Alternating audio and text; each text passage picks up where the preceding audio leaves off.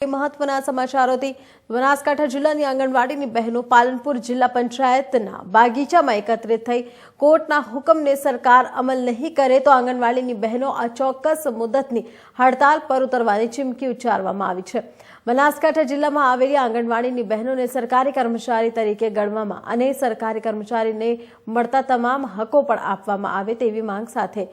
ચંપાબેનની આગેવાની હેઠળ પાલનપુરમાં જિલ્લાની આંગણવાડી બહેનો મોટી સંખ્યામાં એકત્રિત થઈ હતી અને જો આગામી કોર્ટના હુકમ પ્રમાણે 6 મહિનામાં જ આંગણવાડી બહેનોને સરકારી કર્મચારી તરીકે ગણવામાં નહીં આવે તો આંગણવાડીની બહેનો દ્વારા આ ચોક્કસ મુદતની હડતાલ પર ઉતરવાની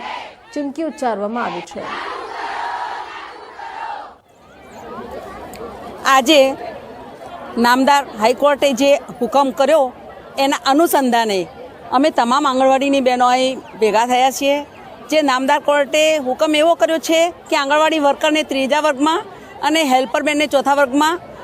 સમાવેશ કરવો સરકારી કર્મચારી તરીકે। તો અમારે સરકારી કર્મચારી અમારી બહેનોની સતત અમારા આવેદનપત્રોમાં આપ પણ જાણો છો કે અમારા દરેક આવેદનપત્રોમાં સરકારી કર્મચારી તરીકેની માંગ રહી છે અને આ માંગને સરકાર સુધી પહોંચાડવા માટે અમે એક સરકાર સુધી મેસેજ પહોંચાડવા માટે આજે તમામ બહેનો અમે મળ્યા છીએ, ભેગા થયા છીએ અને જો સરકાર 6 મહિનાની મોહલત નામદાર હાઈકોર્ટે આપી છે, 6 મહિનામાં જો અમારી આંગણવાડીની બહેનોને સરકારી કર્મચારી નહીં ગણે તો રોજ અમે આંગણવાડી કાર્યકર બહેનો તમામ બનાસકાંઠા જિલ્લાની પાલનપુર જિલ્લા પંચાયત બગીચામાં અમે ભેગા થયા છીએ। અમારો જે નામદાર હાઈકોર્ટમાંથી જે સાહેબે ચુકાદો આપ્યો છે એ ચુકાદો એવો છે કે આંગણવાડી કર્મચારી અને આંગણવાડી કાર્યકર બહેનોને તેડાગર બહેનોને કાયમી કરવા અને વર્ગ 3 અને 4માં સમાવેશ કરવો। તો અમારી સરકારશ્રી આગળ એવી માંગણી મૂકીએ છીએ કે અમને બહેનોને વર્ગ 3 અને 4માં બનાવવાની તમે નીતિ બનાવો અને